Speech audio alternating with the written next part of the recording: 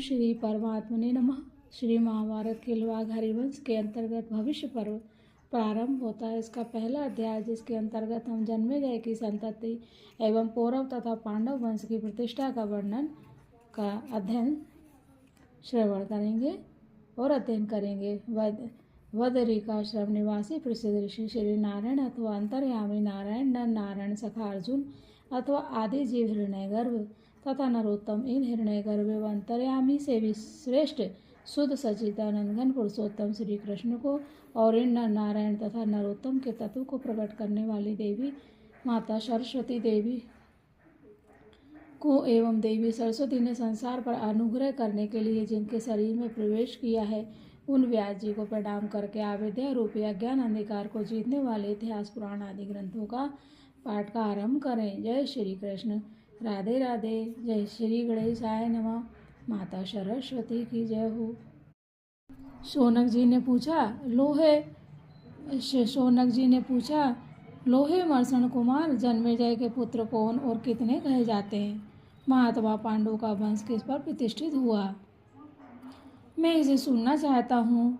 इसके लिए मेरे मन में बड़ा कौतूहल है। आपके बताने से मैं इन सब बातों को स्पष्ट रूप से जान लूँगा। शौती ने कहा, शौनक जी, परीक्षित कुमार जन्मेजय की पत्नी काशीराज कन्या वपुष्टमा के गर्भ से 2 पुत्र हुए।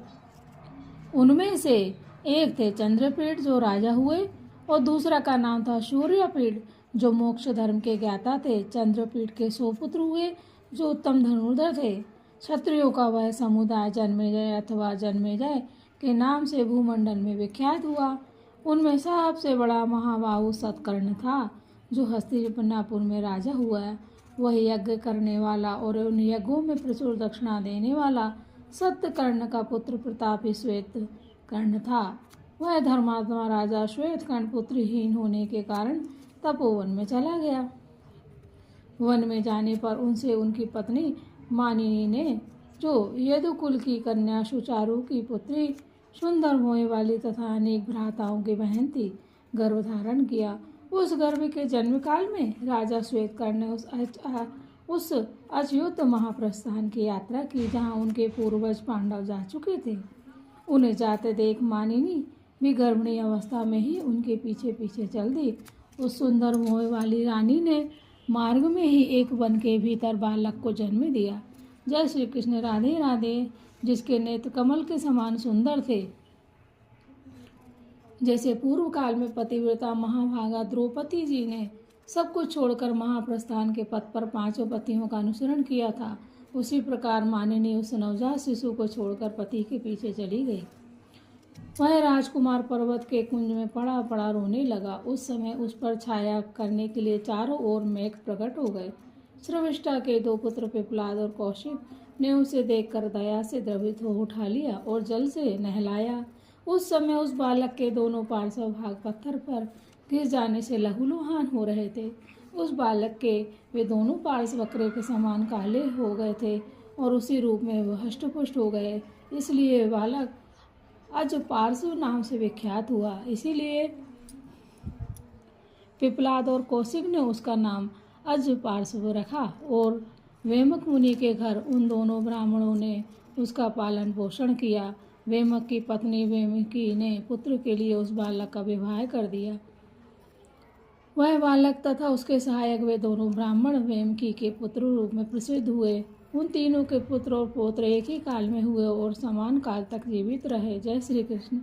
इस प्रकार यह पौरव तथा पांडव वंश भूतल में प्रतिष्ठित हुआ। पूर्व काल में पुरु के शरीर में अपनी वृद्धावस्था का संचार करते समय अत्यंत प्रसन्न हुए बुद्धिमान नहुष कुमार यताति ने इस पौरव वंश के विषय में यह श्लोक भी गाया था।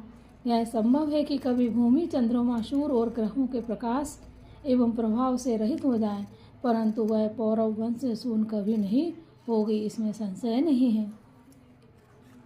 इस प्रकार श्री महाभारत के खिलवाड़ हरिवंश के अंतर्गत भविष्य पर्व में पांडव वंश की प्रतिष्ठा का कथन विषयक पहला अध्याय पूरा हुआ। जय श्री कृष्ण। राधे राधे। श्री कृष्ण गोविंद हरे मुरारी, हे नाथ नारायण वासुदेवा। जय श्री कृष्ण। हे श्री कृष्ण, हम सभी पर आपकी कृपा बनी रहे, हम सभी आपकी शरण में हैं। जय श्री कृष्ण। राधे राधे।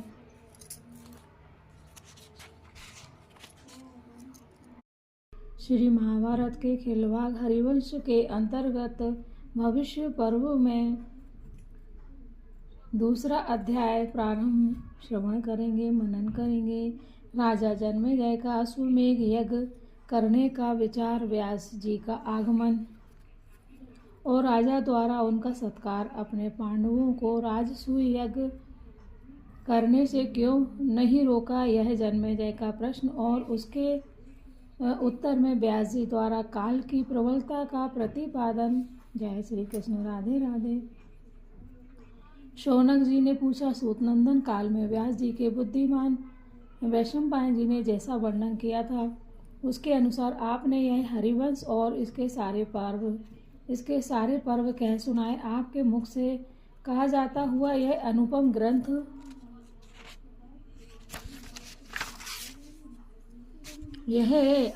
ग्रंथ जो इतिहास से युक्त और समस्त पापों का नाश करने वाला है, हम लोगों को अमृत के समान तृप्ति प्रदान करता है। धीर सूत कुमार सुखपूर्वक सुनाने के योग होने के कारण यह कथा हमारे मन को परम आह्लाद करती है।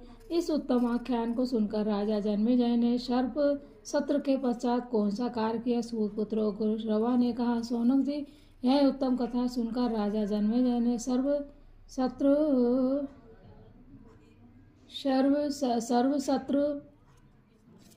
सूतपुत्र उग्रश्रवा ने शौनक जी यह उत्तम कथा सुनकर राजा जन्मेजय ने सर्प सत्र के पश्चात जो कार्य आरंभ किया उसका वर्णन करता हूँ। सर्प सत्र समाप्त होने पर राजा जन्मेजय ने अश्वमेध यज्ञ करने के लिए आवश्यक सामग्री जुटानी आरंभ की। फिर उन्होंने ऋत्विक पुरोहित और आचार्य को बुलाकर इस प्रकार कहा, मैं अश्वमेध यज्ञ करूँगा, जय हो। आप लोग अश्व छोड़िए। जन्मेजय क्या करना चाहते हैं, इस बात को जानकर उस समय सबके भूत और भविष्य को जानने वाले महात्मा कृष्ण देवपायन, व्यास, उदार चेता परीक्षित कुमार जी जन्मेजय से मिलने के लिए सहसा वहां आए। उन महर्षि को आया देख राजा जन्मेजय ने अर्धपाद और आसन देकर शास्त्र विधि के अनुसार उनका पूजन किया। शौनक फिर वे दोनों यथा योग आसनों पर बैठ गए। उनके आसपास राजा के दूसरे सदस्य भी बैठ गए। तत्पश्चात उन दोनों ने नाना प्रकार के विचित्र कथा एक दूसरे के प्रति कही जो वेदों में वर्णित हैं। कथा वार्ता के अंत में राजा जन्मेजय ने पांडवों के पिता और अपने प्रपितामह मुनिवर व्यास जी से कहा, महर्षि, महाभारत नामक इतिहास अनेक अर्थों से भरा हुआ है। इसमें श्रुतियों के अर्थ का विस्तार है, फिर भी यह सुनने सुनाने में इतना सुखद है कि मेरा कई दिनों का समय एक निमेष के समान बीत गया है। ब्राह्मण, यह इतिहास सबके लिए ऐश्वर्य का विस्तार करने वाला और यशस्कर है। आपने इसकी इतनी सुंदर रचना की है, मानो क्षीर समुद्र को शंख में भर दिया हो। जैसे अमृत पीने से तृप्ति नहीं होती तथा जैसे स्वर्गीय सुख से जी नहीं मरता, उसी प्रकार इस भारतीय कथा को सुनकर मुझे तृप्ति नहीं हो रही है। जय श्री कृष्ण। अधिकाधिक सुनने की इच्छा बढ़ रही है। भगवान, आप सर्वज्ञ हैं।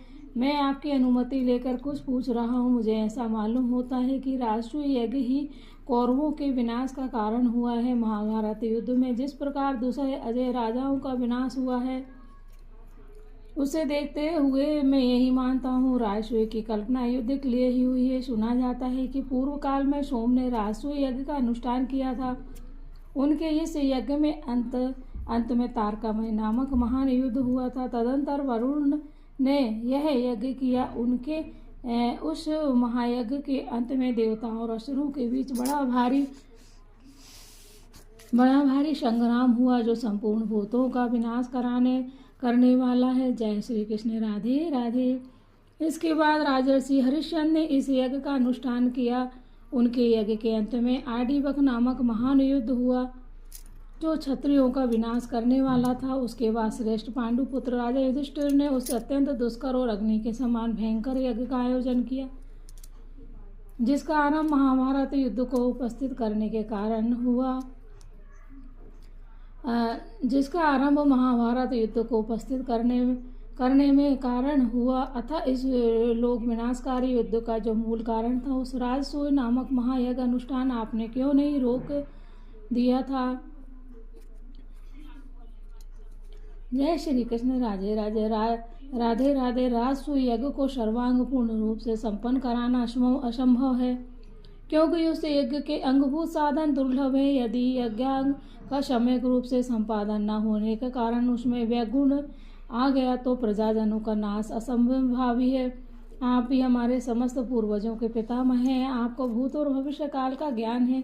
आप हमारे कुल के रक्षक और हमारे पूर्वजों के जन्मदाता हैं। आप जैसे नेता के रहते हुए बुद्धिमान पांडव नीति मार्ग से भ्रष्ट कैसे हो गए, क्योंकि जो मनुष्य अनाथ है और जिनके नेता अच्छे नहीं है वे ही अपराध कर बैठते हैं। पांडवों को तो आप जैसा श्रेष्ठ नेता मिला था और वे आपको पाकर सनाथ थे, तो भी उनसे यह भूल क्यों हुई। व्यास जी बोले, जन्मेजय, तुम्हारा पूर्व पितामह पांडव काल की प्रेरणा से विपरीत अवस्था को प्राप्त हो गए थे। वे मुझसे भविष्य नहीं पूछते थे और मैं बिना पूछे किसी को कोई बात बताता नहीं हूँ। भविष्य को पलट देने की शक्ति मैं किसी में नहीं देखता हूँ, क्योंकि काल ने जिस गति का विधान किया है उसका परिहार असंभव है। तुमने इस विषय को मुझसे पूछा है, इसलिए मैं तुम्हारे लिए आने वाले भविष्य का वर्णन करूँगा, परंतु काल इससे भी बलवान है। तुम मेरे मुख से भविष्य के कर्तव्य को सुनकर भी उसका पालन नहीं करोगे। शरम्भ, उत्तेजना और आरंभ उद्योग के कारण तुम पौरुष में स्थिर नहीं रह सकोगे, क्योंकि काल के लिखे हुए लेख को लांघ जाना सर्वदा कठिन है। जय श्री कृष्ण। राधे राधे। क्षत्रियों के लिए अश्वमेध यज्ञ सबसे श्रेष्ठ सुना गया है। उसके इस महत्व के कारण क्षत्रियों के लिए अश्वमेध यज्ञ सबसे श्रेष्ठ सुना गया है। उसके इस महत्व के कारण इंद्र देश वश तुम्हारे उस यज्ञ को भ्रष्ट कर देंगे। राजन, यदि तुम पुरुषार्थ से किसी प्रकार देव के विधान का निवारण कर सको तो तुम कदापि ऐसे यज्ञ का अनुष्ठान न करना। इसमें न इंद्र का अपराध है, न तुम्हारे उपाध्यायगण का, और न तुम जैसे यजमान का ही। यहाँ काल ही दुर्लभ है। यह जो भावी कलंक है, यह काल स्वरूप ब्रह्मा जी की इच्छा से अश्वमेध यज्ञ को भविष्य में बंद करा देने के लिए संगठित किया जाने वाला है। फिर तो कलयुग में सारी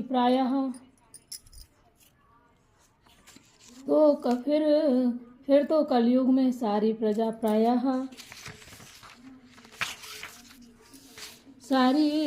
प्रायः असर्ग अर्थात विनाश को ही प्राप्त होगी। यज्ञ आदि के अनुष्ठान से प्रजा में जो दीर्घ जीवित आता था उसका धीरे धीरे अभाव हो जाएगा। यह बात ज्ञान दृष्टि से देखी गई है। इसके सिवा ब्राह्मण लोग यज्ञों के फल बेचने लगेंगे। अतः तुम यह जान लो कि चराचर प्राणियों सहित समस्त त्रिलोकी काल के ही अधीन हैं।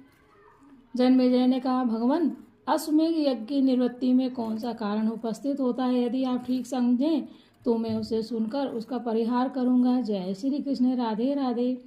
वैशंपायन जी ने कहा, प्रभु, ब्राह्मणों के प्रति तुम्हारे मन में क्रोध होगा, जिससे उस यज्ञ को बंद करने का निमित्त स्वयं बन जाओगे। तुम इसके परिहार के लिए प्रयत्न करना, यही मुझे कहना है। तुम्हारा कल्याण हो।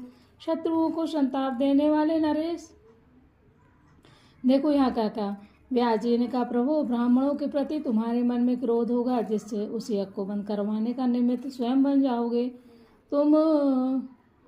तुम इसके परिहार के लिए प्रयत्न करना, यही मुझे कहना है। तुम्हारा कल्याण हो।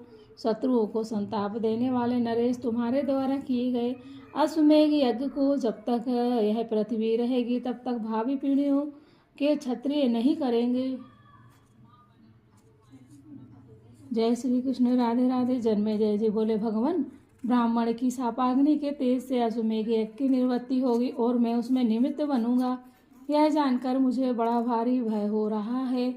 मेरे जैसा पुणात्मा पुरुष कैसे अपयुक्त से युक्त होगा, और जैसे जाल में बंधा हुआ पक्षी आकाश में उड़ नहीं सकता, उसी प्रकार अपयश से कलंकित हुआ मुझ जैसा पुरुष लोगों के सामने जाने का साहस कैसे कर सकेगा। जिस तरह आपने यहाँ इस यज्ञ के भावी विनाश को देखा है। उसी प्रकार यदि इसकी पुनरावृत्ति भी संभव हो तो उसे बताकर मुझे आश्वासन दीजिए। व्यास जी ने कहा, राजन, अश्वमेध यज्ञ का उपसंहार हो जाने पर यह देवताओं और ब्राह्मणों में ज्ञान रूप से स्थित रहेगा, क्योंकि तेज से अभिभूत हुआ तेज में ही स्थित होता है। भूमि को खोदने से कोई सेनानी नामक कश्यप वंशी ब्राह्मण प्रकट होगा, जो कलयुग में पुनः अश्वमेध यज्ञ का अनुष्ठान करेगा। भूमि को खोदने से कोई सेनानी नामक कश्यप वंशी ब्राह्मण प्रकट होगा, जो कलयुग में पुनः अश्वमेध यज्ञ का अनुष्ठान करेगा। यही कलयुग की बात हो रही है। राजेंद्र से यज्ञ के अंत में उसी कुल में उत्पन्न हुआ दूसरा पुरुष रासु यज्ञ का भी अनुष्ठान करेगा। ठीक उसी तरह जैसे प्रलय काल श्वेत ग्रह उत्पात ग्रह की सृष्टि करता है। यज्ञ करने वाले मनुष्यों को श्रद्धादि रूप बल के अनुसार ही वह यज्ञ फल देगा। फिर ऋषियों द्वारा सुरक्षित युगांत काल के द्वार पर लोग विचरण करेंगे। तभी से मनुष्यों की इंद्रियां पुरातन कृत्यों शिष्टाचारों का परित्याग कर देंगी। जगत के भीतर लोगों के बर्तावों में पहले जैसा वृत्तांत आचार विचार सर्वदा नहीं रहेगा। उस समय सूक्ष्म धर्म भी महान फल देने वाला होगा, परंतु अधिक विद्रोह के कारण उस धर्म को पूरा करना कठिन होगा। उस धर्म का मूल दान होगा। उन चारों आश्रमों के शिथिल हो जाने से धर्म भी अपने स्वरूप से विचलित हो जाएगा। जन्मे जाए उस युगांत अर्थात कलयुग में मनुष्य थोड़ी सी तपस्या से भी सिद्धि प्राप्त कर लेंगे। उस समय कुछ धन्य पुरुष ही धर्म का आचरण करेंगे। जय श्री कृष्ण। राधे राधे। इस प्रकार श्री महाभारत के खिलवाड़ हरिवंश के अंतर्गत भविष्य पर में जन्मेजय का प्रश्न विषयक दूसरा अध्याय पूरा हुआ। जय श्री कृष्ण। राधे राधे। श्री कृष्ण गोविंद हरे मुरारी, हे नाथ नारायण वासुदेव। ओम देवकी सुत गोविंद वासुदेव जगतपते, देहि मे तन्यम कृष्ण त्वामहे शरणं गतः। ओम नमो भगवते वासुदेवाय। ओम नमो भगवते वासुदेवाय। ओम नमो भगवते वासुदेवाय। ओम नमो भगवते वासुदेवाय। ओम नमो भगवते वासुदेवाय। हे श्री कृष्ण। राधे राधे। हे श्री कृष्ण भगवान, हम सभी परिवार सहित आपकी शरण में हैं। हम पे एवं परिवार पे आपकी कृपा बनी रहे। श्रेष्ठ संतान हो, वंश वृद्धि हो। जय श्री कृष्ण। राधे राधे। तीसरा अध्याय व्यास जी द्वारा कलयुग की स्थिति का वर्णन। इसका हम अध्ययन करेंगे, श्रवण करेंगे। जन्मेजय ने कहा, महर्षि, हमारे मोक्ष का काल निकट है या दूर, यह हम लोग नहीं जानते। अतः जिसने द्वापर को अधर्म की अधिकता से दूषित कर दिया, उस युगांत अर्थात कलयुग का वर्णन में सुनना चाहता हूँ। कलयुग में मनुष्य थोड़े से आयस से किए जाने वाले सत्कर्म द्वारा सुपूर्वक महान धर्म के फल की प्राप्ति कर सकता है। इस प्रकार इस धर्म विषयक लोगों से हम लोगों ने उस कली काल में जन्म ग्रहण किया। शौनक जी ने कहा, धर्मक सूत नंदन, प्रजा को उद्वेग में डालने वाला और धर्म को नष्ट कर देने वाला कलयुग उपस्थित हो गया है। आप इसके भावी लक्षण बताते हुए इसका वर्णन कीजिए। श्रोती ने कहा, शौनक, राजा जन्मेजय ने भी ऐसा ही प्रश्न किया था। उसके उत्तर में कलयुग में समस्त प्राणियों के भविष्य की गति तत्वतः विचार करके भगवान व्यास जी ने उस समय इस प्रकार कहा। जय हो व्यास जी की। व्यास जी बोले, राजन, कलयुग में प्रजाओं की रक्षा ना करते हुए उनसे कर लेने वाले राजा उत्पन्न होंगे, जो सदा अपने शरीर मात्र की रक्षा में संलग्न रहेंगे। कलयुग में जो क्षत्रिय नहीं है, ऐसे लोग भी राजा होंगे। ब्राह्मण लोग सूत्रों के आश्रित होकर जीविका चलाएंगे और शूद्र ब्राह्मणों के से आचार का पालन करने वाले होंगे। जन्मेजय, कलयुग में धनुष बाण धारण करने वाले, क्षत्रिय वृत्ति से जीने वाले ब्राह्मण और क्षत्रिय ब्राह्मण दोनों एक पंक्ति में बैठकर पंचयज्ञों से रहित हाविष्य भोजन करेंगे। जन्मेजय, कलयुग में मनुष्य शिल्प कर्म करने वाले, असत्यवादी, मदिरा मांस के प्रेमी तथा पत्नी को ही मित्र मानने वाले होंगे। युगांत काल कलयुग में चोर रजोचित वृत्ति से रहेंगे और राजाओं का स्वभाव चोरों के समान हो जाएगा तथा सेवक उन वस्तुओं का भी उपभोग करेंगे जिन्हें भोगने के लिए उन्हें स्वामी की ओर से आज्ञा नहीं मिली है। कलयुग में धन ही सबके लिए स्पृहणीय होगा। सत्पुरुषों के आचार व्यवहार का आदर नहीं होगा और धर्म से पतित हुए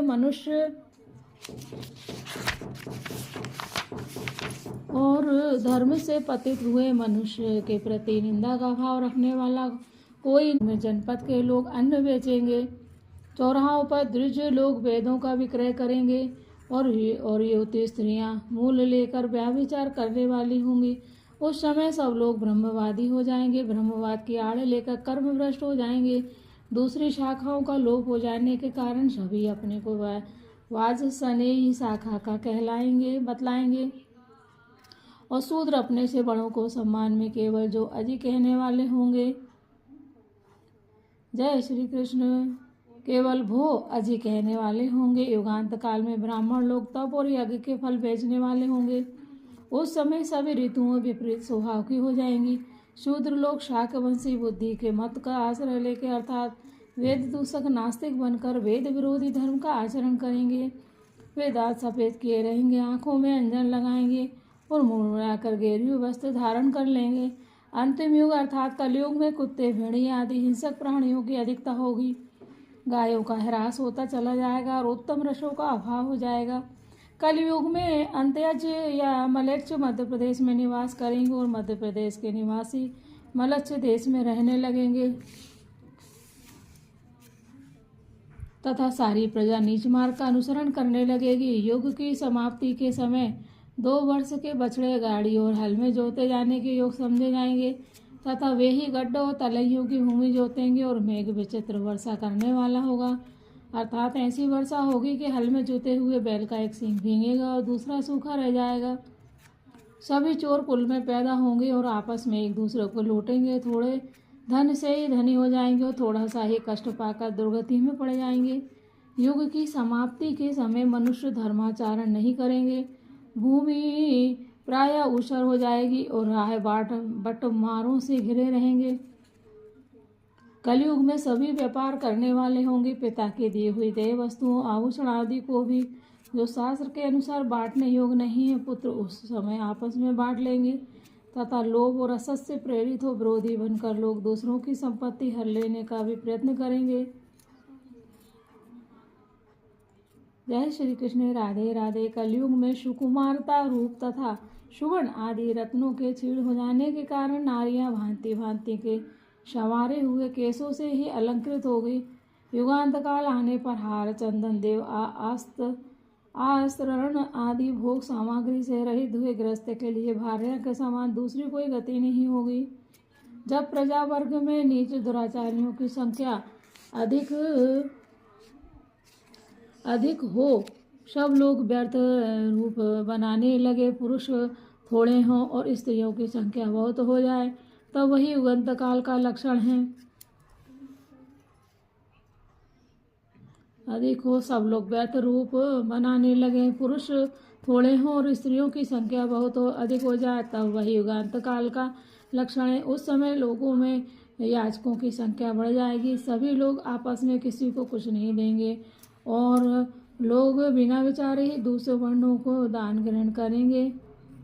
बिना विचारे ही दूसरे वर्णों से दान ग्रहण करेंगे। राजा, चोर और अग्नि के दंड से पीड़ित हुई प्रजा धीरे धीरे नष्ट हो जाएगी। खेती निष्फल होगी और नौजवानों का स्वभाव बूढ़ों के समान हो जाएगा, अर्थात वे उत्साह, बल और प्रोत्साह से रहित हो जाएंगी। कलयुग में प्राय सभी लोग तृष्णा के कारण सुख से वंचित रहेंगे। युगांत काल आने पर वर्षा ऋतु में वायु रूखी, नीच, सुखदायक तथा रेत एवं कंकड़ बरसाने वाली होगी। परलोक के विषय में सबको संशय बना रहेगा। उस समय के दुराचारी मनुष्य आत्मा और ब्रह्मा की निंदा करने में तत्पर होंगे। वे अपने आप को ही सबसे बड़ा मानेंगे और ब्राह्मणों में क्रोध का ही आवेश होगा। क्षत्रिय वैश्यों के आचार का पालन करने वाले तथा धन धान्य के व्यवसाय से जीविका चलाने वाले होंगे। कलयुग में धर्म मर्यादा के भंग होने से सब लोग द्वेष बन जाएंगे। युगांत काल में परस्पर की हुई प्रतिज्ञाओं और शपथों का पालन नहीं होगा, वे यूं ही समाप्त हो जाएंगी तथा विनयशील सज्जन पुरुष भी ऋण नहीं चुकाना चाहेंगे। फिर दुर्जनों की तो बात ही क्या है। कलयुग में मनुष्यों का हर्ष निष्फल और क्रोध सफल होगा। दूध के लिए घरों में गोई नहीं बकरियां बांधी जाएंगी। शास्त्रों का ज्ञान न रखने वाले मूढ़ मनुष्यों का यूं ही अपनी इच्छा के अनुसार निर्णय होगा। वे अपनी इच्छा से है जो कुछ कहेंगे उसी को शास्त्रसम्मत बताएंगे। जय श्री कृष्ण। राधे राधे। अपने को पंडित मानने वाले वे मूर्ख माना अप्रामाणिक बात कहेंगे और उसे नीति के अनुकूल बताएंगे। युगांत काल में शास्त्रोक्त बात को बताने वाले नहीं रहेंगे। बड़े बूढ़ों का सेवन किए बिना ही सब लोग सब कुछ जानने का दावा करेंगे। युगांत उपस्थित होने पर कोई भी ऐसा ना होगा जो अपने को कभी सर्वज्ञ न मानता हो। जय श्री कृष्ण। ब्राह्मण लोग शास्त्र विपरीत कर्म में स्थित होने के कारण क्षत्रियों को धर्म में नहीं नियुक्त करेंगे। उस समय चौथे अध्याय में कलयुग का वर्णन किया गया है, जिसका हम अध्ययन और श्रवण करेंगे। जन्मेजय से पूछा, मुने इस प्रकार अनाचार से कलंकित हुए जगत में मनुष्य किससे सुरक्षित हो निवास करेंगे? उनके आचार तथा आहार विहार कैसे होंगे? उनका कर्म क्या होगा? वे कैसी चेष्टा करेंगे? उनके शरीर की लंबाई या ऊंचाई कितनी होगी? उनकी आयु कितने वर्षों की होगी तथा वे किस सीमा तक पहुंचकर सतयुग प्राप्त करेंगे? व्यास जी ने कहा, जन्मेजय, इसके बाद धर्म के नष्ट हो जाने पर गुणहीन हुई सारी प्रजा अपना शील खोकर अल्पायु हो जाएगी। आयु की हानि होने से उसका बल क्षीण हो जाएगा। बल के क्षीण होने से उनकी अंग कांति फीकी पड़ जाएगी। कांति में विकार आने से उनके शरीर में रोग जनित पीड़ा होगी तथा रोग जनित पीड़ा से उनके मन में निर्वेद वैराग्यपूर्ण खेद होगा। निर्वेद से उन्हें आत्मबोध प्राप्त होगा। उस बोध से उनमें धर्मशीलता आएगी और इस प्रकार धर्मशीलता की चरम सीमा को पहुंचकर वे सतयुग प्राप्त कर लेंगे। कलयुग में कुछ लोग लेस मात्र धर्म का पालन करने वाले होंगे। कुछ लोग धर्म की ओर से तटस्थ या उदासीन और कुछ लोग विवेकशील होने पर भी धर्म के समर्थन में अच्छी अच्छी युक्ति देने के लिए ही उत्सुक रहेंगे। स्वयं उस धर्म का आचरण नहीं करेंगे। कुछ लोग दृढ़ निश्चय के साथ केवल प्रत्यक्ष और अनुमान को ही प्रमाण मानेंगे। वेद अथवा शब्द को प्रमाण नहीं मानेंगे। कुछ पंडित मानी पुरुष एकमात्र प्रत्यक्ष को ही प्रमाण मानेंगे, दूसरे किसी प्रमाण को नहीं स्वीकार करेंगे। जय श्री कृष्ण। राधे राधे। दूसरे लोग वेदोक्त मत को प्रमाणिक नहीं मानेंगे। कलयुग में कितनी ही स्त्रियां अपने अनुसार काम लेने वाली होंगी। कितने ही पंडित मानी मंद बुद्धि मूढ़ मानव नास्तिकता से प्रवृत्त होकर धर्म का लोप करने वाले होंगे। वे वर्तमान काल की प्रत्यक्ष बातों पर ही श्रद्धा या विश्वास करने वाले शास्त्र ज्ञान से रहित पाखंडी होंगे। धर्म की चर्चा और आचरण दोनों ही उनके लिए आश्चर्य की वस्तु होंगी। अर्थात वे धर्म की चर्चा भी नहीं करेंगे, फिर आचरण की तो बात ही क्या है। जय श्री कृष्ण। राधे राधे। उस समय धर्म के विचलित हो जाने पर लोग भगवत स्मरण आदि अवशिष्ट धर्म को सामने रखते हुए दान और सत्य से संयुक्त दया आदि शुभ कर्मों का ही आचरण करेंगे। उस समय के लोग सर्वभक्षी अजितेंद्रिय गुणहीन और युज होंगे। यही कलिकाल जनित कलुष का लक्षण है। जब क्षत्रिय आदि वर्णों के लोग जीविका के लिए ब्राह्मणों की सनातन वृत्ति को अपना लेंगे तो वही कली के कालुष्य का सूचक होगा।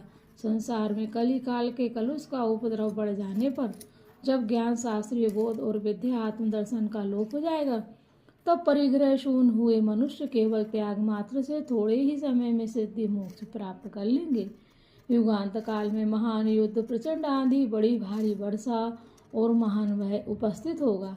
वह कलिकाल के कलुष का ही लक्षण है। युगांत काल उपस्थित होने पर यहाँ ब्राह्मणों के रूप में राक्षस निवास करेंगे। जय श्री कृष्ण। राधे राधे। राजा लोग कानों से सुनी हुई बात को ही ठीक मानेंगे और चुगलखोरों के साथ रहकर पृथ्वी का उपभोग करेंगे। ब्राह्मण स्वाध्याय और वसटकार से दूर हो नीतिशून्य और अभिमानी होकर राक्षसों के समान सब कुछ भक्षण करने और व्यर्थ पाखंडपूर्ण व्रत का पालन करने वाले होंगे। वे मूर्ख, स्वार्थ परायण, लोभी और नीच विचार के होंगे। उनके आश्रित रहने वाले लोग भी वैसे ही होंगे। वे सनातन धर्म से भ्रष्ट होकर केवल भोजन आदि व्यवहार में ही तत्पर रहेंगे।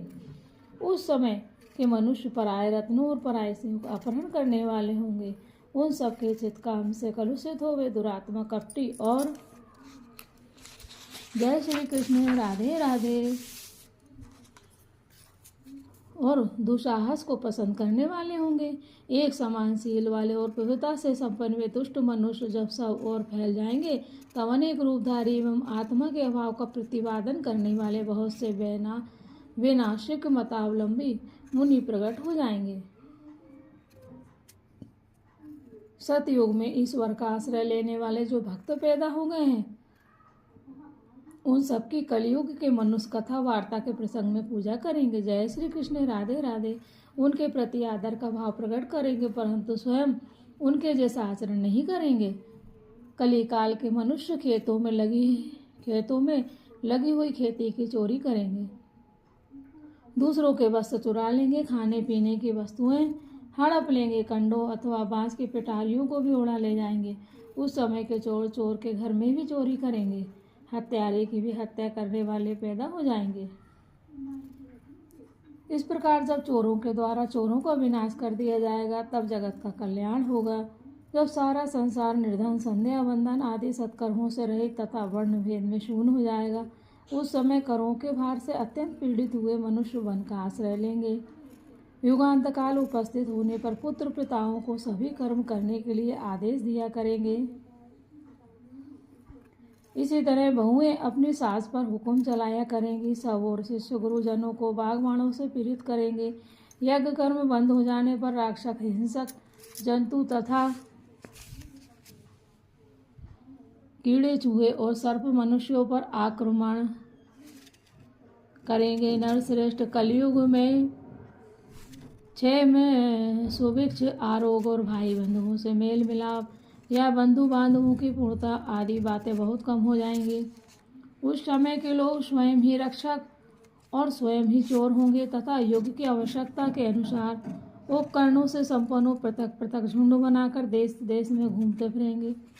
उस समय कालवश अपनी अवनति होने के कारण सब मनुष्य अपने अपने देशों से निर्वासित होकर बंधुओं सहित निशार निर्धन हो जाएंगे।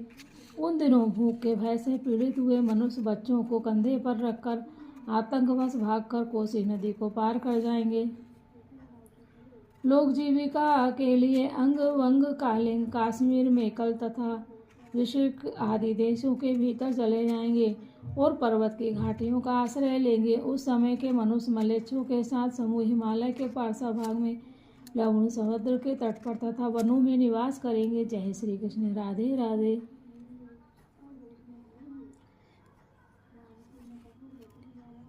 पर पृथ्वी ना तो मनुष्यों से शून्य होगी और न भरी ही होगी।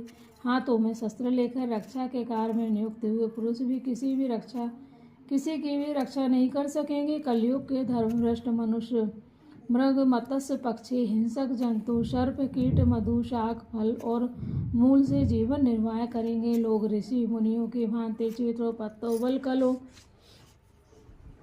हिरण के चमड़ों तथा अपने बनाए हुए अन्य वस्त्रों को धारण करेंगे। कितने ही मनुष्य पर्वत के कंदरा आदि निम्न स्थानों में रहकर ग्रामीण और जंगली बीजों, अनाजों की प्राप्ति के लिए चेष्टा करते हुए काठ के कूटों में बकरों और भेड़ों को तथा काश्मीर आदि अन्य स्थानों के लोग गधों और ऊँटों को बांधकर उनका यत्नपूर्वक पालन करेंगे। कलयुग के मनुष्य जल के लिए तट पर आकर नदी के प्रवाह को रोकेंगे। जय श्री कृष्ण राधे राधे। वे आपस में पके पकाए अन्न के लेन देन का व्यवसाय करेंगे। जैसे अपने शरीर से उत्पन्न हुई संतानों के निमित्त से लोग आपस में लड़ते हैं, उसी प्रकार मूलधन के सही सूद को छिपाने के कारण आपस में विवाद करते हुए लोग परस्पर लेन देन का व्यवहार करेंगे। उन दिनों काल से प्रेरित हुए कुछ मनुष्य तो अधिक संतान वाले होंगे और कुछ लोगों को एक भी संतान नहीं होगी। इसी प्रकार प्रायः सब लोग कुलोचित शुभ लक्षणों से हीन होंगे।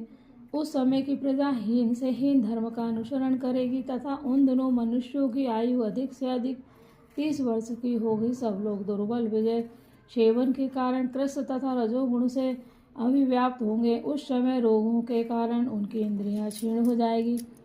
आयु के क्षण एवं निरोध से उनके मन में विषाद होगा। फिर वे धर्मोपदेश सुनने की इच्छा रखकर साधु पुरुषों के दर्शन में मन लगाने वाले होंगे। व्यवसाय क्षीण हो जाने के कारण वे सत्य को अपनाएंगे। कामनाओं की प्राप्ति न होने पर धर्मशील बनेंगे और अपने पक्ष के विनाश से पीड़ित हो दुराचार को संकुच कर देंगे। इस प्रकार शुश्रूषा, दान, सत्य और प्राण रक्षा में प्रवृत्त हुआ 4 चरणों वाला धर्म श्रेय की प्राप्ति कराएगा। इस प्रकार जो श्रेय को प्राप्त हुए पुरुष अनुमान से धर्म और अधर्म के फल को जान गए हैं और शब्द आदि विषयों में रम रहे हैं, उनके लिए कौन सी वस्तु स्वादिष्ट या सुखद है।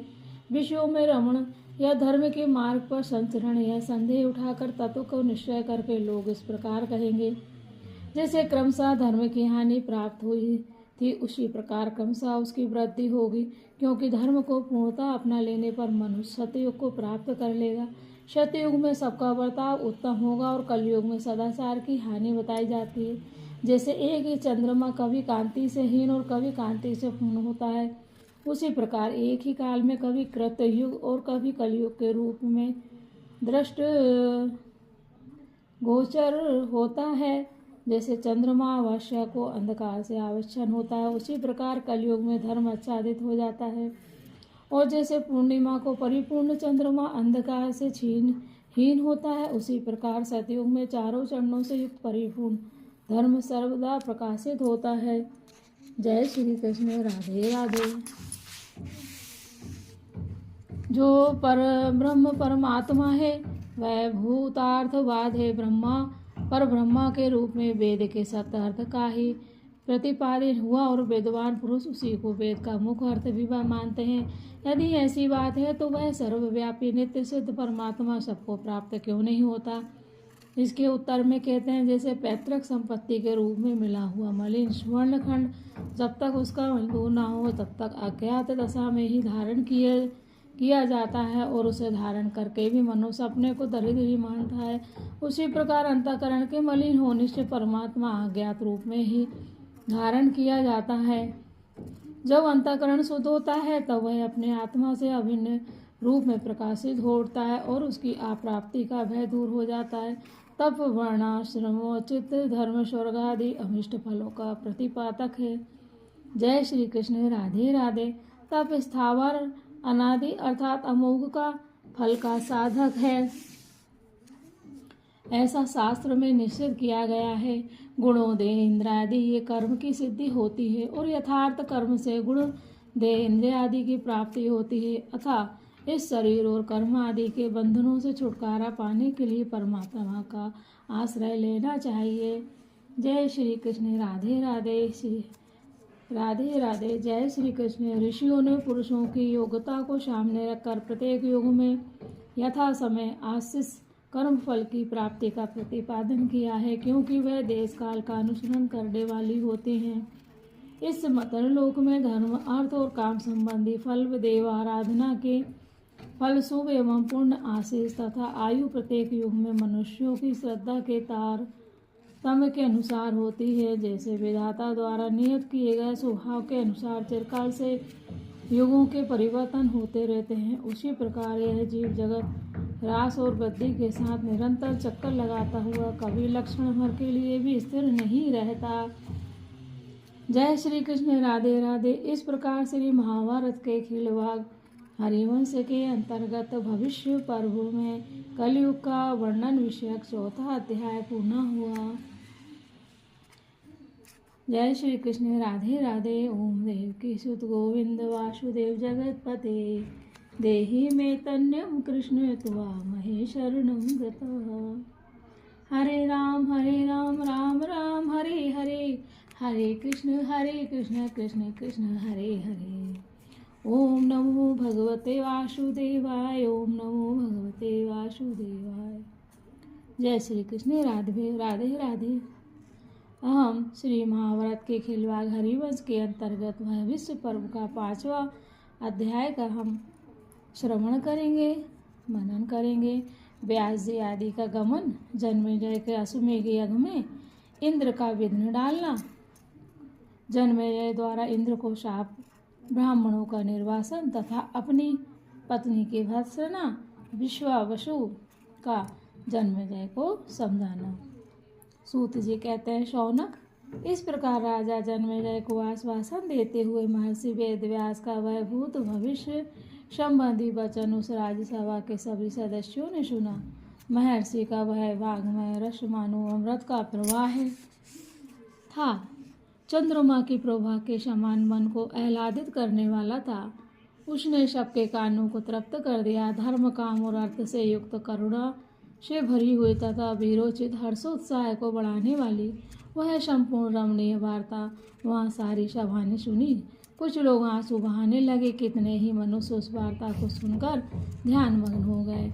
महर्षि व्यास ने उस भावी इतिहास को मानो हाथ पे रखकर लिख दिया था। तत्पश्चात वे महर्षि भगवान व्यास सदस्यों की अनुमति ले उन सब की परिक्रमा करके हम फिर मिलेंगे ऐसा कहकर वहाँ से चल लिए। उस समय वहाँ जो श्रेष्ठ तपोधन मुनि थे, वे सब जगत के सभी वक्ताओं में श्रेष्ठ मुनिवर व्यास को जाते देख उनके पीछे हो लिए।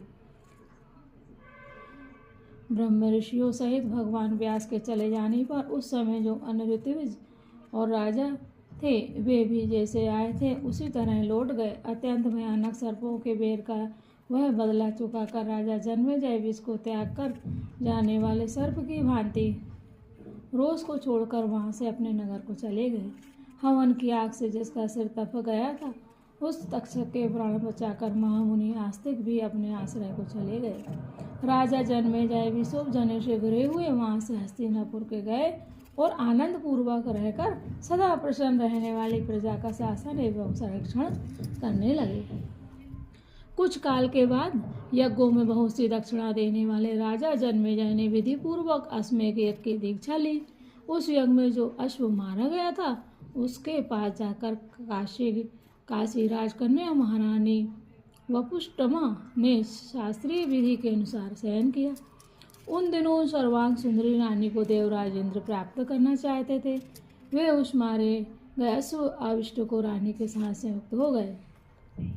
उस अश्व में विकार उत्पन्न हो जाने पर यथार्थ रूप से इस बात को जानकर राजा ने अर्धवायु से कहा, अहो तुम्हारा नाश हो, देखो तुम्हारा यह अश्व अभी मरा नहीं है। अतर्वयु ज्ञान से संपन्न थे। उन्होंने राजर्षि जन्मेजय से इंद्र की वह काली करतूत कह सुनाई। तब राजा ने इंद्र को शाप देते हुए कहा।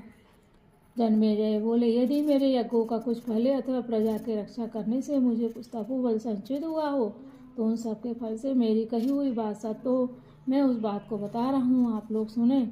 आज से क्षत्रिय लोग इस अजितेंद्रिय और चंचल देवराज इंद्र का अश्वमेध यज्ञ के द्वारा यज्ञ नहीं करेंगे। शौनक, इस प्रकार उन्होंने इंद्र को शाप दे दिया। जय श्री कृष्ण। राधे राधे। तदंतर क्रोध में भरे हुए राजा जन्मेजय ने ऋत्विजों से कहा, यह आप लोग की दुर्बलता है जिससे मेरा यह यज्ञ चौपट कर दिया गया। अब आप लोग मेरे राज्य में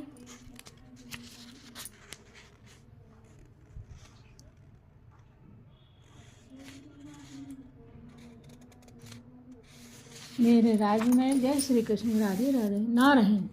अब आप मेरे राज्य में ना रहें, अपने बंधु बांधवों के साथ निकल जाएं। उनके ऐसा कहने पर वे ब्राह्मण कुपित हो गए और राजा को छोड़कर चल दिए। यद्यपि वे राजा जन्मेजय बड़े धर्मज्ञ थे, तो भी अमरसवश उन्होंने वपुष्टमा के लिए पत्नीशाला में बैठी हुई स्त्रियों को इस प्रकार आदेश दिए, भोग न करे। इस प्रकार क्रोधपूर्वक उस स्वर से बोलते हुए राजा जन्मेजय गंधर्वराज विश्वासु सुने यह बात कही। विश्वासु बोले, राजन, आपने 300 यज्ञ अनुष्ठान कर लिया है, इसलिए इंद्र आपके इस उत्कर्ष को सहन नहीं कर पाते। इसलिए उन्होंने एक अप्सरा को आपकी इस पत्नी वपुष्टमा के रूप में परिणित कर दिया था, जिसे आप काशी राज की पुत्री रानी वपुष्टमा मानते हैं। वह रंभा नामक अप्सरा थी। यथा राजन, यह नारियों के श्रेष्ठ वपुष्टमा रमणी रत्न है। आप इसका उपभोग करें। इस यज्ञ में कोई छिद्र पाकर इंद्र ने तुम्हारे लिए यह विघ्न उपस्थित किया था। कुरुश्रेष्ठ, तुम यज्ञ करता हो, समृद्धि में देवराज इंद्र के समान हो। नरेश्वर, तुम्हारे यज्ञों के फल से इंद्र का पराभव न हो जाए, यही सोचकर वे तुमसे डरते हैं प्रभु। इसलिए इंद्र ने तुम्हारे इस यज्ञ में विघ्न डाला है। यज्ञ में कोई त्रुटि अथवा छिद्र मिल जाने से विघ्न डालने की इच्छा वाले इंद्र ने यह माया का प्रयोग किया था। उन्होंने घोड़े को मारा गया देख उसके भीतर उन्होंने घोड़े को मारा देख और उसके साथ मन माफी व्यवहार किया, जिससे तुम वपुष्टमा समझने लगे थे। इधर तुमने अपने उन गुरुजनों को शाप दे दिया जिन्होंने तुम्हारे 300 यज्ञ कराए थे। तुम और तुम्हारे ब्राह्मण यहाँ इंद्र के समान बल से भ्रष्ट कर दिए गए। तुम 300 यज्ञों का अनुष्ठान करने वाले अत्यंत दुर्धर्ष वीर थे। तुमसे और उन ब्राह्मणों से भी इंद्र सदा डरते थे, अतः उन्होंने अकेले ही माया के प्रयोग द्वारा उन दोनों प्रकार के भयों को पार कर लिया। जय श्री कृष्ण। राधे राधे। विजय की इच्छा रखने वाले वे महातेजस्वी इंद्र, जिसे दूसरों ने कभी नहीं किया, वह पाप कर्म कैसे कर सकते हैं? अपने पोतों के परिवार पर परेशानी कैसे ला सकते हैं? कैसे संभव हो सकता है? हरिवान इंद्र ने जिस प्रकार उत्तम बुद्धि, उत्कृष्ट धर्म, श्रेष्ठ इंद्रिय, संयम और परमेश्वर बतलाया है, उसी प्रकार 300 यज्ञों का अनुष्ठान करने वाले तुझ दुर्धर्ष वीर में वे सभी बातें हैं। अतः तुम इंद्र में, गुरु एवं पुरोहित में, अपने में तथा रानी वपुष्टमा में दोष दृष्टि न दे करो, क्योंकि काल सर्वदा दुर्लभ है। देवेंद्र ने अपनी ईश्वर शक्ति से असमय प्रवेश करके तुम्हारे हृदय में रोष कर दिया। जय श्री कृष्ण। राधे राधे। अतः सुखार्थी मनुष्य को सदा देवता के अनुकूल बर्ताव करना चाहिए। जैसे जल के प्रवाह के प्रतिकूल तैरना कठिन होता है, उसी प्रकार प्रतिकूल देवताओं से पार पाना बहुत कठिन है। तुम्हारी रानी निष्पाप है, ये रमणीयों में रत्न है, तुम निश्चित होकर इनका उपभोग करो। राजन, यदि निरपराध स्त्रियों का त्याग किया जाए तो वे भी निष्पाप पतियों का परित्याग करने लगेंगी। स्त्रियां प्राल्प दोष वाली होती, विशेषता देवभाव से संपन्न होती है। जय श्री कृष्ण। राधे राधे। सूर्य की प्रभा, अग्नि की शिखा, यज्ञ की वेदी और होम की आहुति दूसरों के स्पर्श से दूषित नहीं होती। सूर्य की प्रभा, अग्नि की शिखा, यज्ञ की वेदी और होम की आहुति दूसरों के स्पर्श से दूषित नहीं होती। उसी प्रकार स्त्रियां भी यदि न हो, वे उनके बलपूर्वक कलंकित नहीं होती। शीलवती स्त्रियां विद्वान पुरुषों के लिए लक्ष्मी के समान ग्रह हैं। लाड़ प्यार के योग सतत आदरणीय, वंदनीय तथा पूजनीय होती हैं। जय श्री कृष्ण। राधे राधे। इस प्रकार श्री महाभारत के खिलवाड़ हरिवंश के अंतर्गत भविष्य पर्व में विश्ववसु का प्रवचन विषयक 5वां अध्याय पूरा हुआ। जय श्री कृष्ण। राधे राधे। श्री कृष्ण गोविंद हरे मुरारी, हे नाथ नारायण वासुदेवा, हे गोविंद, हे श्री कृष्ण भगवान, हे राधा रानी, हम सब आपकी शरण में हैं। हम पर, हमारे परिवार पर, हम सभी पर एवं देश पर सभी पर कृपा बनी रहे प्रभु। सभी की निर्मल बुद्धि रहे प्रभु, कृपा बनाए रखिए। 6वां अध्याय, जन्मेजय का संतुष्ट होकर राज्य शासन करना तथा इस ग्रंथ के पाठ और श्रवण की महिमा। श्रोती कहते हैं, अकारण ही जिनके मन में संदेह उत्पन्न हो गया था, उन राजा जन्मेजय को जब विश्ववसु ने अनुनय पूर्वक समझाया, तब वे रानी वपुष्टमा पर प्रसन्न हो गए और उन्होंने मानव धर्म के आचरण से हष्टपुष्ट शांति धारण की। वे राजा जन्मेजय मानसिक श्रम को दूर करके अपने लिए उत्तम यश की अभिलाषा रखते हुए धर्म बुद्धि से राज्य का शासन तथा प्रसन्नचित होकर वपुष्टमा के साथ रमण करने लगे। वे ब्राह्मणों के पूजन आदर सत्कार से कभी व्रत नहीं होते थे या गुरदान रूप शील से भी कभी पीछे नहीं हटते थे। जय श्री कृष्ण। राधे राधे। राज्य के रक्षा रूप कर्म से च्युत नहीं होते थे और अपनी रानी वपुष्टमा की कभी निंदा नहीं करते थे। विधाता के विधान को उलट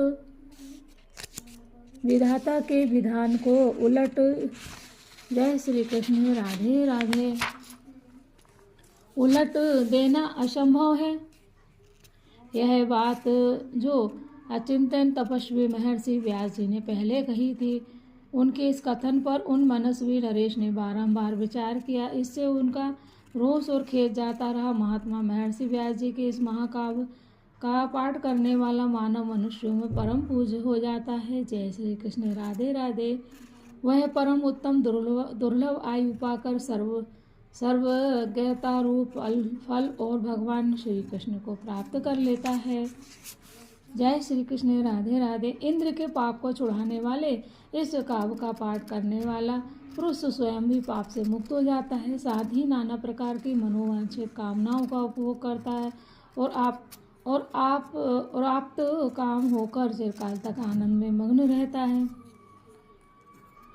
जय श्री कृष्ण। राधे राधे। जैसे बड़े हुए वृक्ष अपने फूलों से फल को प्रकट करते हैं और फल से पुनः वृक्ष उत्पन्न होते हैं एवं बढ़ते हैं, उसी प्रकार महर्षि व्यास जी से प्रकट हुई उनकी यह वाणी वक्ताओं द्वारा बड़ाई प्रचार में लाए जाने पर उन महर्षि के ही महत्व को बढ़ाती है। जय हो श्रीमन महर्षि व्यास जी की जय हो। इस ग्रंथ का पाठ अथवा श्रवण करने वाला गुणवान पुरुष यदि पुत्रहीन है तो उसे परम तेजस्वी पुत्र प्राप्त होता है। यदि वह धन धर्म अथवा महत्व से भ्रष्ट है तो पुनः अपनी उसी स्थिति को प्राप्त कर लेता है। उसे रोग नहीं होता है, वह चिरकाल तक बंधन में नहीं रहता तथा पुण्य कर्म का फल पाता है। महर्षि व्यास की इस मंगलमयी वाणी को सुनकर कुमारी कन्या श्रेष्ठ पुरुषों में से किसी अमिष्ट पति को पाती है तथा वह उत्तम गुणों से संपन्न एवं शत्रुओं का मर्दन करने वाले पराक्रम से सुशोभित अनेक पुत्रों को जन्म देती है। क्षत्रिय वृत्ति से रहने वाला पुरुष इस ग्रंथ के पाठ और श्रवण से भूमंडल पर विजय पाता है, अनुपम धन का भागी होता है। जय श्री कृष्ण। राधे राधे। और शत्रुओं को परास्त कर देता है, वैश्य प्रचुर धन प्राप्त करता है और शूद्र जाति का पुरुष इसके श्रवण से उत्तम गति पा लेता है। महात्माओं के चरित्र से युक्त इस पुराण का अध्ययन करके मनुष्य नैष्ठि की बुद्धि प्राप्त कर लेता है। जय श्री कृष्ण। राधे राधे। तथा वह दुखों का परित्याग करके आसक्ति शून्य एवं वीतराग होकर भूमंडल पर विचरता रहता है। जय श्री कृष्ण। मेरे द्वारा कहे गए इस आख्यान का ब्राह्मणों के समाज में चिंतन एवं प्रवचन करते हुए आप लोग स्थिरता और धीरता पूर्वक इसका बारंबार स्मरण करें और संसार में सुख पूर्वक विचरे। अद्भुत बल पराक्रम वाले महात्माओं का यह चरित्र जिसे महर्षि व्यास जी ने ग्रंथ का रूप दिया है।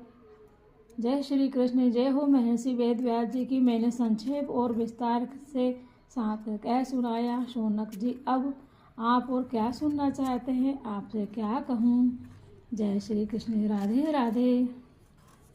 इस प्रकार श्री महाभारत के खिलवाड़ हरिवंश के अंतर्गत भविष्य पर्व में भविष्यांत ग्रंथ के अर्थ का प्रकाश विषयक 6वां अध्याय पूरा हुआ। जय श्री कृष्ण। राधे राधे। श्री कृष्ण गोविंद हरे मुरारी, हे नाथ नारायण वासुदेव। ओम देवकी सुत गोविंद वासुदेव जगतपते, देहि में तन्यम कृष्ण त्वामहे शरणं गतः। ओम नमो भगवते वासुदेवाय। ओम नमो भगवते वासुदेवाय। ओम नमो भगवते वासुदेवाय। ओम नमो भगवते वासुदेवाय। ओम नमो भगवते वासुदेवाय। जय श्री कृष्ण। राधे राधे। हे श्री कृष्ण भगवान, हम सब आपकी शरण में हैं। हम सभी के ऊपर और परिवार पर आपकी हमेशा कृपा बनी रहे। जय श्री कृष्ण। राधे राधे। राधे राधे। राधे राधे। राधे राधे। राधे राधे। श्री कृष्ण। राधे राधे। हरिवंश पुराण के भविष्य पर्व का 7वां अध्याय का हम अध्ययन करेंगे, श्रवण करेंगे, जिसके अंतर्गत पुष्कर प्रादुर्भाव के विषय में जन्मेजय का प्रश्न और वैशंपायन जी का उत्तर, भगवान नारायण की महिमा का प्रतिपादन। जय श्री कृष्ण। राधे राधे। जन्मेजय जी ने पूछा, योग वेत्ताओं के स्वामी वैशंपायन जी, आप समुद्र के जल में शयन करने वाले भगवान पद्मनाभ के प्रभाव का वर्णन कीजिए। साथ ही यह भी बताइए कि पुष्कर में भगवान के नाभि कमल पुष्कर में भगवान नाभि कमल में पहले देवताओं और ऋषियों की उत्पत्ति किस प्रकार हुई, इस पर संपूर्ण रहस्य पर प्रकाश डालिए, क्योंकि भगवान श्री हरि की कीर्ति का श्रवण करने से मुझे तृप्ति नहीं होती, अधिक सुनने की इच्छा बढ़ती है। भगवान पुरुषोत्तम कितने समय तक और किसके लिए कावण के जल में शयन करते हैं तथा काल की उत्पत्ति का कारण क्या है। सुरेश्वर विष्णु कितने समय में जागते हैं और उस योग निद्रा से उठकर वे भगवान किस प्रकार संपूर्ण जगत की सृष्टि करते हैं। तात महामुने, पूर्व काल में कौन कौन से प्रजापति थे और सनातन श्री हरि ने इस विचित्र जगत की सृष्टि किस प्रकार की थी। मुने, उस भयानक एकाल मण में जबकि समस्त चराचर प्राणी नष्ट हो जाते हैं, देवताओं और असुरों का भी पता नहीं रहता, नाग और राक्षस भी काल के गाल में चले जाते हैं, अग्नि वायु आकाश और भूतल का भी कुछ पता नहीं चलता, महाभूतों में भारी उलटफेर हो जाता है और संसार की एक गहन गुफा के समान प्रतीत होता है। महाभूतों के अधिपति, महान कर्म करने वाले और महातेजस्वी शूरगुरु श्रेष्ठ भगवान नारायण कैसे और किस विधि का आश्रय लेकर रहते हैं। ब्राह्मण धर्मिष्ठ महर्षि से निश्चित स्वभाव से आपकी शरण में आया हूँ। आप मुझसे भगवान नारायण के यश का इस प्रकार वर्णन कीजिए कि मेरा सारा संशय दूर हो जाए। भगवान, हम लोग श्रद्धा पूर्वक आपकी बातें सुनने के लिए बैठे हैं। आप हमारे समक्ष महात्मा श्री हरि के भूत और भविष्य अवतारों को दृष्टि में रखकर उनके स्वयं का वर्णन कीजिए।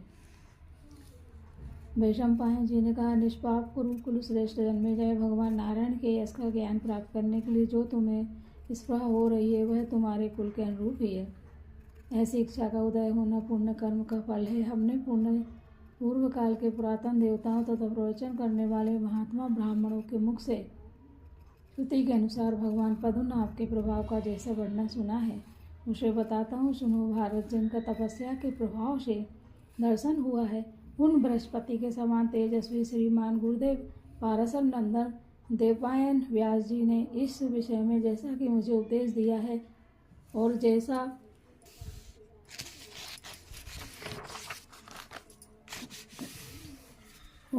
मैंने सुना है उसका मैं अपनी बुद्धि के अनुसार वर्णन करता हूँ। केवल ऋषि होने मात्र से उनकी कही हुई बातों को उन्हीं की भांति ठीक ठीक समझ लेना मेरे लिए भी संभव नहीं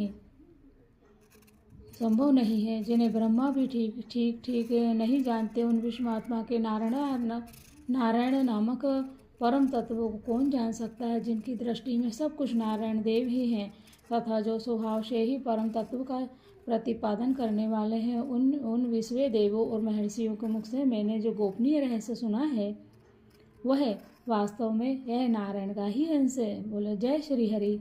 वह नारायण तत्व ही आध्यात्म वेत्ता पुरुषों के लिए चिंतनीय वस्तु है।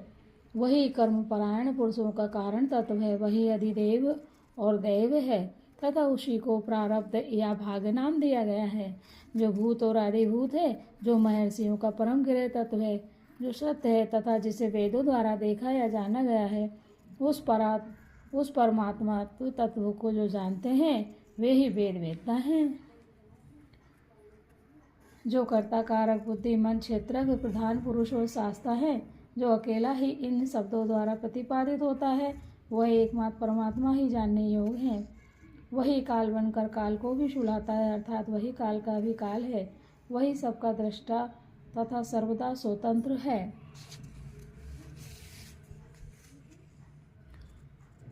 पांच प्रकार का प्राण भी है।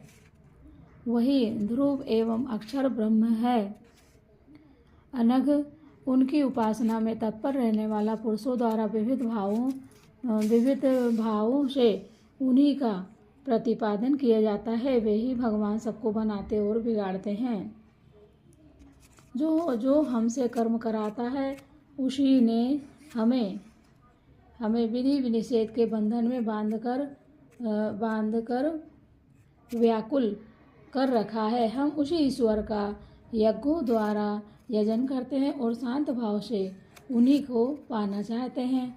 जो वक्ता वाणी का प्रवर्तक, जो वक्तव्य विषय है तथा जो वक्तापन का अभिमान रखने वाले मुझे जीवात्मा के रूप में भी विद्वान है, उसके स्वरूप का मैं तुम्हारे समक्ष प्रतिपादन करता हूँ।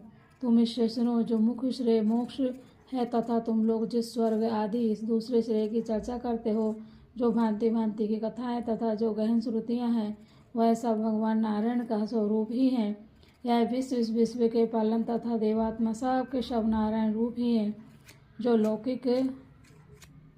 लौकिक सत्य और असत्य है, जो कारण और कार्य है, जो भूत है, जो परंपरा, जो परस्पर एक दूसरे के जनक बीज वृक्ष आदि है, जो भविष्य है तथा तीनों लोकों में जो कुछ भी चर अचर और कूटस्थ वस्तु है, वह सब कुछ सर्वश्रेष्ठ पुरुष प्रवर भगवान नारायण ही है। इस प्रकार श्री महाभारत के खिलवाड़ हरिवंश के अंतर्गत भविष्य पर्व में पुष्कर प्रादुर्भाव विषयक 7वां अध्याय पूरा हुआ। जय श्री कृष्ण। राधे राधे। श्री कृष्ण गोविंद हरे मुरारी, हे नाथ नारायण वासुदेव। हे श्री कृष्ण, हम सभी आपकी शरण में हैं, हम पर और परिवार पर कृपा बनाए रखें। श्री हरिवंश पुराण के भविष्य पर्व का 8वां अध्याय हम प्रारंभ करेंगे, जिसके अंतर्गत सतयुग आदि के परिमाण का वर्णन किया गया है। जय श्री कृष्ण। राधे राधे। वैशंपायन जी कहते हैं, जन्मेजय विद्वान पुरुष सतयुग की आयु का प्रमाण 4000 दिव्य वर्ष बताते हैं। उससे दोनों 100 अर्थात 800 वर्षों की संध्या होती है। उस युग में धर्म अपने चारों चरणों से संपन्न होता है तथा अधर्म का सारा शरीर एक ही पैर पर स्थित होता है। उस समय अपने धर्म में तत्पर रहने वाले साधु पुरुष प्रायः यज्ञों द्वारा भगवान का भजन किया करते हैं। ब्राह्मण स्वधर्म पालन में तत्पर रहते हैं। राजा लोग राजोचित वृत्ति में स्थित होते हैं। वैश्य कृषि कर्म में लगे रहते हैं और शूद्र तीनों वर्णों की सेवा करते हैं। इस युग में सत्य, तप और धर्म की सदा ही वृद्धि होती है। साधु पुरुष जिसका आचरण करते हैं, उसी का दूसरों को उपदेश देते हैं। भारत सतयुग में सभी धर्म बुद्धि प्राणियों का वे नीच योनि या नीच कुल में क्यों न उत्पन्न हुए हो, ऐसा ही बर्ताव होता है। यहाँ 3000 दिव्य वर्षों का त्रेता युग बताया जाता है। उसकी संध्या उससे दुगने 100 अर्थात 600 वर्षों की बताई गई है। उस युग में धर्म 3 पैरों से और अधर्म 2 पैरों से स्थित होता है। सतयुग में सत्य और सत्वगुण सब अविकल रूप से विद्वान रहते हैं, परंतु त्रेता में लोलुपता कर्म फल की स्पृहा से युक्त होने के कारण सभी वर्ण विकार को प्राप्त होते हैं और चारों वर्णों में विकृति आने से सब लोग दुर्बल हो जाते हैं। यह त्रेता युग की स्थिति बताई गई है, जिसका निर्माण साक्षात भगवान ने ही किया है। अब द्वापर की जो चेष्टा है उसको भी तुम्हें सुन लेना चाहिए। कुरुश्रेष्ठ द्वापर युग में 2000 दिव्य वर्षों का होता है और उसकी संध्या 400 वर्षों की बताई गई है। कुरुपुंगव युग में भी अर्थपरायण ज्ञानी रजगुण से अच्छन शठ दुष्ट करने वाले और शुद्ध ब्राह्मण आदि पैदा होते हैं। उस समय धर्म 2 ही पैरों से स्थित होता है, किंतु अधर्म 3 पैरों से खड़ा होकर क्रमशः उत्थान करने लगता है। सतयुग में जो धर्म की मर्यादाएं बंधी होती है, वे धीरे धीरे इस युग में आकर उलट जाती हैं। ब्राह्मण तत्व के भाव नष्ट हो जाते हैं। आस्तिकता की दीवार ढह जाती है। द्वापर युग के अंत में कली धर्म का सम्मिश्रण हो जाने के कारण लोग व्रत और उपवास छोड़ देते हैं। क्रूर कलियुग अपनी 200 वर्षों की संध्या के साथ 1000 दिव्य वर्षों तक बताया गया है। क्या बताया गया? 200 वर्षों की संध्या के साथ 1000 दिव्य वर्षों का बताया गया है। उस युग में अधर्म अपने 4 पैरों से संपन्न होता है, किंतु धर्म का शरीर एक ही पैर से टिका रहता है। उस युग में मनुष्य प्रायः कामपरायण। जय श्री कृष्ण। राधे राधे। कामपरायण और तमोगुण से अच्छन होते हैं। कली काल में प्राय कोई मनुष्य उपवास करने वाला, साधु, सत्यवादी, आस्तिक तथा ब्रह्म ज्ञान का उपदेश करने वाला नहीं होता। कलियुग के ब्राह्मण अहंकार के वशीभूत तथा स्नेह बंधन से शून्य हो शूद्रों के समान आचार वाले हो जाएंगे और शुद्ध सदाचार का पालन करेंगे। लोग आश्रमों को कलंकित करेंगे, वर्ण संकर उत्पन्न होकर अगम्य स्त्रियों के साथ रमण करेंगे। कलयुग में प्रायः लोग ऐसा ही बर्ताव होता है। इस प्रकार 12,000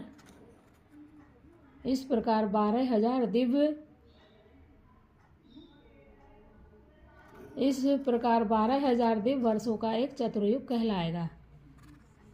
यह 71 चतुर्युगों का एक मनवंतर कहा जाता है। इतने समय के बाद एक मनु नष्ट हो जाते हैं।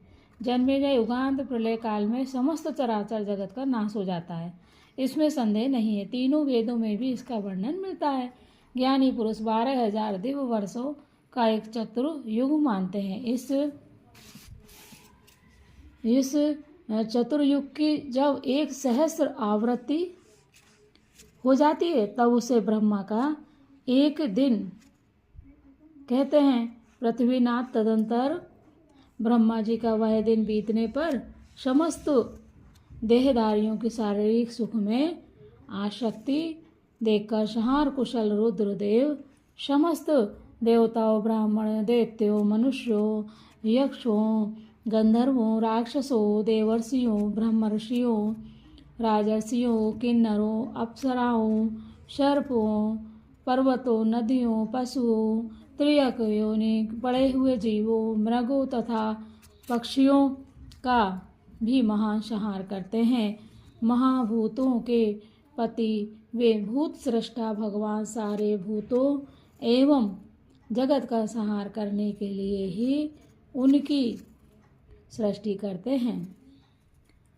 अपने दिन के अंत में रुद्र स्वरूप भगवान ब्रह्मा शूर हो समस्त लोकों के नेत्र छीन लेते हैं। वायु होकर समस्त प्राणियों के प्राण हर लेते हैं। अग्नि होकर समस्त लोकों को दग्ध कर देते हैं और मेघ बनकर पुनः बड़ी भारी वर्षा करते हैं, जिससे सब कुछ एक कारण में निमग्न हो जाता है। इस प्रकार श्री महाभारत के खिलवाड़ हरिवंश के अंतर्गत भविष्य पर्व में पुष्कर प्रादुर्भाव के प्रसंग में युग आदि के प्रमाण का वर्णन विषयक 8वां अध्याय पूरा हुआ। जय श्री कृष्ण। राधे राधे। श्री कृष्ण गोविंद हरे मुरारी, हे नाथ नारायण वासुदेव। जय श्री कृष्ण। राधे राधे। श्री हरिवंश पुराण के विष्णु पर्व का 9वां अध्याय, जिसके अंतर्गत प्रलय के पश्चात एकार वर्ण के जल में भगवान नारायण का शयन, इसका हम अध्ययन करेंगे, श्रवण करेंगे। बेलसम्पायन जी कहते हैं, जन्मेजय योगेश्वर भगवान नारायण की जय हो। 7 मूर्ति शिखा वाले अग्निदेव का रूप धारण करके अपने प्रज्वलित किरणों द्वारा समुद्रों का जल सोख लेते हैं। समुद्रों, नदियों, कूपों और पर्वतों का संपूर्ण जल अपनी किरणों द्वारा पीकर पृथ्वी के सहस्त्रों टुकड़े करके उसे रसातल में ले जाकर वे रसातल का भी सारा उत्तम रस पी लेते हैं। जल में क्लेद यानी गीलापन की सृष्टि करते हुए वे प्राणियों को निश्चित रूप से और जो कुछ देते हैं वह सब प्रलय काल में वे ही कमल नयन पुरुषोत्तम उनसे ले लेते हैं। वे श्री हरि बलवान वायु होकर संपूर्ण जगत को कंपित करते हुए उस वायु के द्वारा ही देवताओं में प्राण संचार करते हैं। तदंतर देवताओं तथा समस्त देहधारियों की जो सारी इंद्रियां हैं तथा जो अन्य विषय आदि हैं उनकी जहाँ से उत्पत्ति हुई है वे उसी कारण तत्व में लीन हो जाते हैं। गंध, घ्राण, इंद्रियां और शरीर ये तीनों गुण पृथ्वी के आश्रित हैं। जिव्या, रस और क्लेद ये जल के आश्रित रहने वाले गुण हैं। रूप, नेत्र और पाक ये अग्नि के आश्रित रहने वाले गुण हैं। स्पर्श, प्राण और चेष्टा ये वायु के आश्रित रहने वाले गुण हैं। शब्द, श्रवण इंद्रिय और आकाश ये शब्द के आश्रित रहने वाले गुण हैं। ये सब के सब परमेष्टि एवं वर्णीय भगवान ऋषिकेश के आश्रित हैं। फिर भगवान की प्रेरणा से उनकी किरणों से आवेष्टित हो वे देवगण इंद्रिय समुदाय आदि वायु से आकर्षित हो एक दूसरे के आश्रित होने से परस्पर संघर्ष करने लगे। उनके संघर्ष से प्रकट हुई अग्नि 100 स्थानों में जल उठी और महाभयंकर संवर्तक अग्नि के रूप में उद्भासित होने लगी। उसने संपूर्ण लोकों को जलाकर भस्म कर दिया। उस संवर्तक अग्नि ने पर्वत, वृक्ष, गुल्म, लता, बल्ली, तृण, दिव्य विमान, नाना प्रकार के नगर, पूर्ण आश्रम, दिव्य शोभा से संपन्न मंदिर तथा अन्य जो आश्रम लेने योग्य स्थान थे उन सब को दग्ध कर डाला यानी जला डाला। तत्पश्चात तत्पश्चात लोक गुरु श्री हरि ने भस्मीभूत हुए उन समस्त लोगों को पुनः जल का संयोग कराने वाले उपाय से बुझा दिया। जय श्री कृष्ण, राधे राधे। जय श्री हरिहर, जय हो। सहस्रों नेत्रों वाले उन महातेजस्वी श्री कृष्ण की जय हो। सहस्रों नेत्रों वाले उन महातेजस्वी श्री कृष्ण जी ने महान मेघ बनकर दिव्य जल रूपी हविष्य से पृथ्वी को तृप्त किया। दूध के समान स्वादिष्ट उत्तम कल्याणकारी एवं पवित्र उस जल से वह जलती हुई पृथ्वी पूर्णतः शांत हो गई। वे पर्वत और वृक्ष आदि जल से आच्छादित हो सब और जल ही जल धारण किए रहे और एकारण के जल में विलीन होकर सब प्रकार के प्राणियों से शून्य हो गए। पांचों महाभूत भी उन अमित बलशाली भगवान विष्णु में प्रविष्ट हो गए। जय श्री हरि। जब सूर्य, वायु और आकाश का भी सूक्ष्म परात्म तत्व में मलय हो गया, जीव जंतुओं का सर्वदा अभाव हो गया, तब वे एकमात्र अमित बुद्धिमान सनातन पुरुष श्री हरि अपने किसी अनिर्वचनीय पुरातन रूप का आश्रय ले पहले के जल का शोषण और पान करके उस दिव्य कारणवर्ण के जल में निवास करने लगे। वे योगी श्री हरि योग का आश्रय ले कारणवर्ण के जल में रहने लगे। वहां रहते हुए उनको सहस्रों अयुत वर्ष व्यतीत हो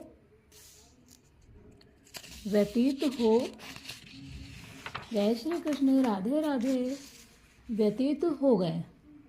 इन अव्यक्त परमेश्वर को कोई भी व्यक्त रूप से नहीं जान सकता। जन्मेजय ने पूछा, जिसका यहाँ वर्णन किया है इस एकारण की विधि अवधि क्या है, अर्थात भगवान उसमें कब तक निवास करते हैं, यह पुरुष कौन है, इसके योग का स्वरूप क्या है और योगवान योगेश्वर कौन है। वैशंपायन जी ने कहा, वे भगवान इतने समय तक एकारण विधि का पालन करेंगे, अर्थात इतने समय तक ही ये कारण के जल में रहेंगे, यह कोई नहीं जानता। यह पुरुष अनिर्वचनीय है। ना तो वह प्रमाता है, ना दृष्टा है, ना ज्ञाता है और ना ही तटस्थ ही है। इन सबसे सर्वदा विलक्षण उसे उस परम परमेश्वर देव के सिवा दूसरा कोई नहीं जान सकता, इसलिए उसका योग भी अनिर्वचनीय है।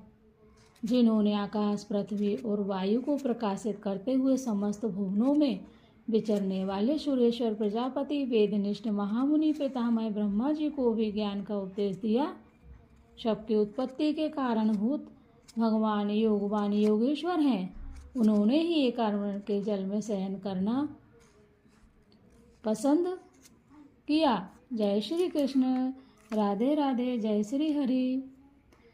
श्री कृष्ण गोविंद हरे मुरारी, हे नाथ नारायण वासुदेव। इस प्रकार श्री महाभारत के खिलवाड़ हरिवंश के अंतर्गत भविष्य पर्व में पुष्कर प्रादुर्भाव विषयक 9वां अध्याय पूरा हुआ। ओम देवकी सुत गोविंद वासुदेव जगतपते, देहि में तन्यम कृष्ण त्वामहे शरणं गत।